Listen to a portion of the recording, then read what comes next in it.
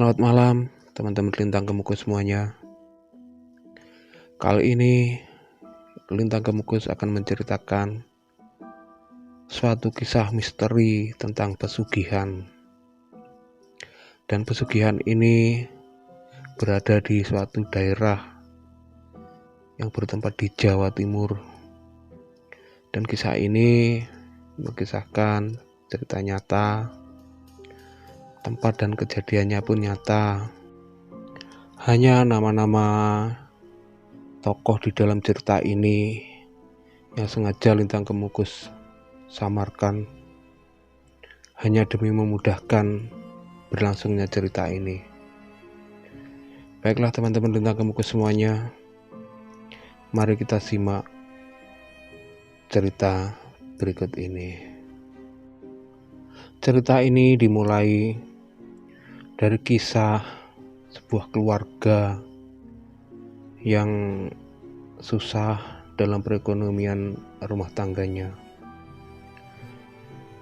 Di suatu tempat di daerah di Jawa Timur, hiduplah seorang laki-laki yang bernama Herman.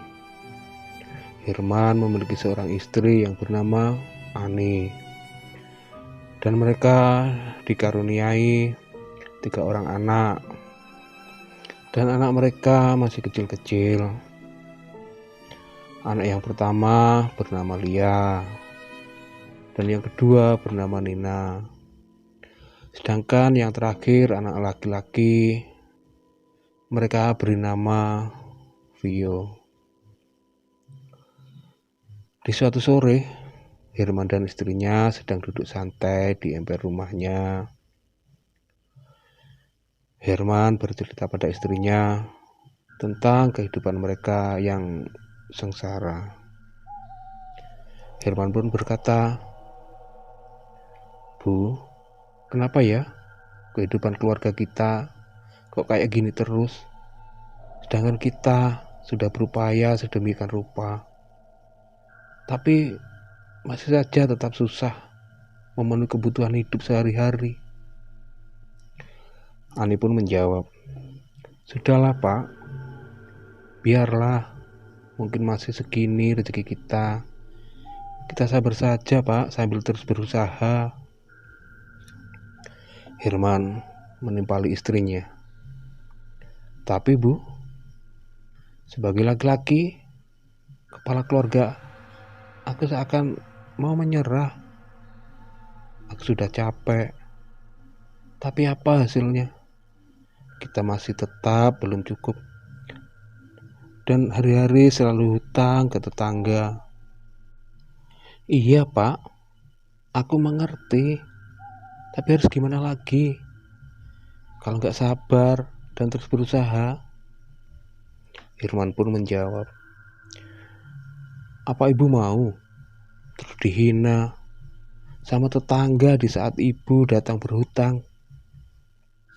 Tanya Herman sambil sedikit membentak.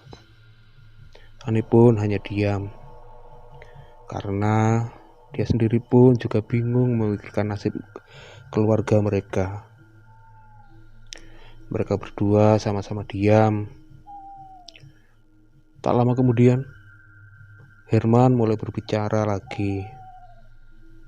"Bu, apakah Ibu ingat Pak Adi, warga kampung sebelah itu loh?" Ani menyaut, "Iya Pak, aku ingat Pak Adi yang dulu tukang mulung itu toh. Lantas kenapa Pak dengan Pak Adi?" "Dulu Pak Adi kan sengsara kayak kita ini toh Bu. Tapi baru beberapa lama kok sekarang sudah jadi kaya raya. Seperti itu loh Bu. Aku kok penasaran dengan usaha Pak Adi. Begitu cepatnya kehidupan Pak Adi berubah." Ani pun menjawab,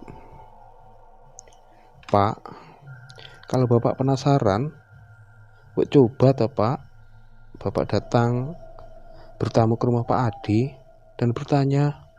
Siapa tahu Bapak bisa meniru usaha Pak Adi bangkit dari kesengsaraan ini. Apa iya ya, Bu? Baiklah, nanti malam aku mau datang bertamu ke rumah Pak Adi, Bu. Siapa tahu kita dapat solusi keluar dari masalah himpitan ekonomi kita ini. Waktu pun berlalu.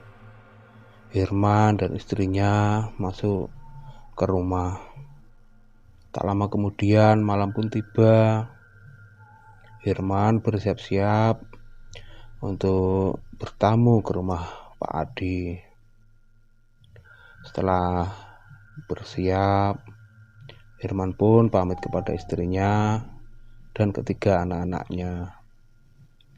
Bu, aku mau berangkat dulu untuk bertamu ke rumah Pak Adi.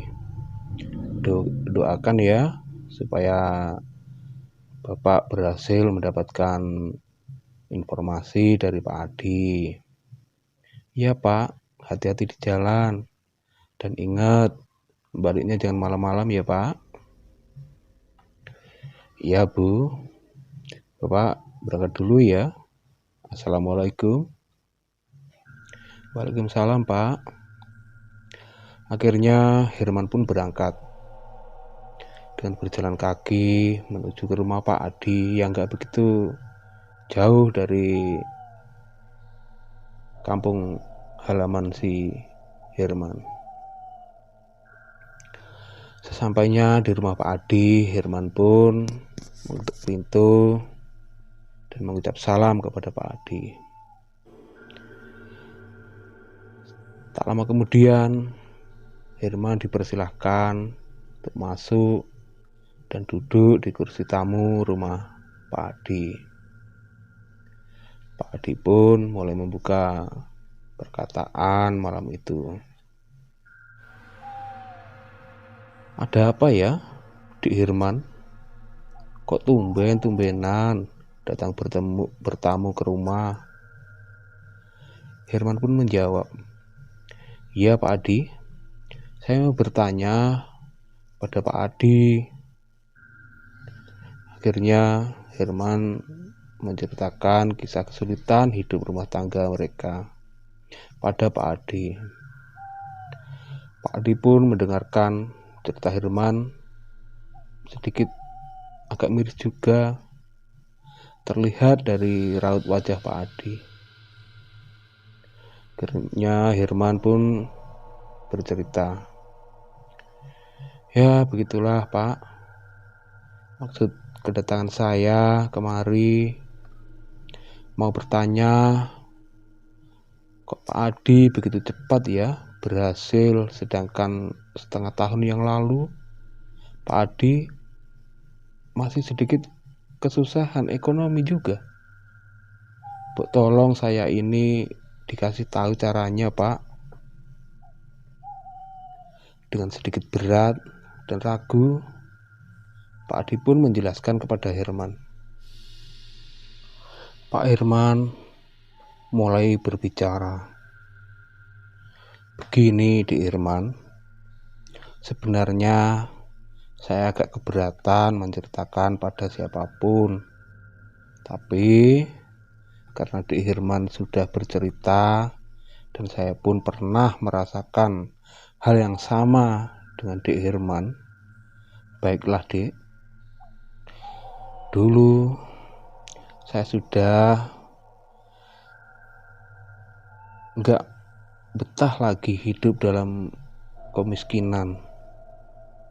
Akhirnya saya dan istri saya sepakat datangi orang tua di salah satu tempat Dek, dan saya diberi tahu suruh mencari syarat Dek." Herman bertanya, "Itu di mana Pak? Dan apa syaratnya Pak?" Pak Adi menjawab, "Pesugihan Dik Herman." Herman, "Pesugihan apa Pak? Itu kan dilarang. Sama agama? Pak Adi menjawab, ya mungkin dek, tapi saya sudah nggak tahan lagi dengan kemiskinan. Lagian itu anggap bagian dari usaha kan dek, usaha untuk memperbaiki diri dan bahagiakan keluarga. Itu kan juga penting, Dek Irman. Mendengar kata-kata Pak Adi, Herman berpikir sedikit agak ragu. Tapi pikirannya, benar juga kata Pak Adi bahwa membahagiakan keluarga juga penting. Dengan sedikit tertarik, Herman pun bertanya pada Pak Adi, iya Pak Adi, di manakah tempatnya itu? Dan apa syaratnya Pak? Mungkin jalan dan cara ini bisa menolong kehidupan keluarga kami Pak. Pak Adi menjawab, Dik Herman, sebaiknya Dik Herman pikirkan dulu sebelum Dik Herman bertindak. Maksudnya Pak? Lebih baik Dik Herman bicarakan dulu dengan istri Dik Herman karena persyaratannya agak berat Dik. Herman sedikit bingung, tapi dengan rasa penasaran akhirnya Herman bertanya lagi pada Pak Adi. Oh iya Pak, sebelumnya saya bicarakan sama istri, tolong kasih tahu tempat dan syaratnya Pak. Iya Dik Herman. Akhirnya Pak Adi memberitahukan kepada Herman tempat dan apa syaratnya. Herman pun sedikit berpikir, dan tak lama kemudian Herman pun beranjak berpamitan pulang dengan niat untuk membicarakan masalah tersebut bersama istrinya. Baiklah Pak, saya sudah mengerti apa persyaratan dan jalan yang harus kami tempuh, dan karena waktunya sudah malam, saya mau pamit dulu Pak. Oh iya Dik Herman, hati-hati di jalan, dibicarakan bersama istrinya yang baik-baik ya. Iya Pak, permisi, mohon diri. Ya, mari-mari Dik Herman, hati-hati ya di jalan. Iya Pak. Akhirnya Herman pun beranjak pulang.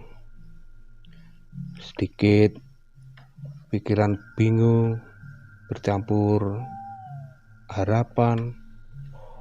Herman buru-buru segera sampai di rumah dan ingin menceritakan apa syarat dan tujuan yang harus dilalui mereka kepada istrinya.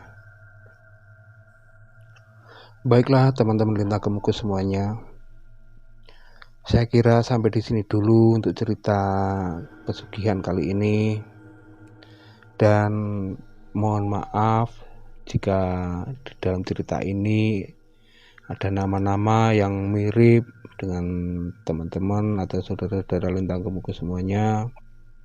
Ini semua hanya sekedar untuk mempermanis dalam cerita ini, dan ditunggu untuk cerita pesugihan di episode selanjutnya. Dan Lintang Kemukus akhiri sampai di sini. Selamat malam. Assalamualaikum warahmatullahi wabarakatuh, dan terima kasih.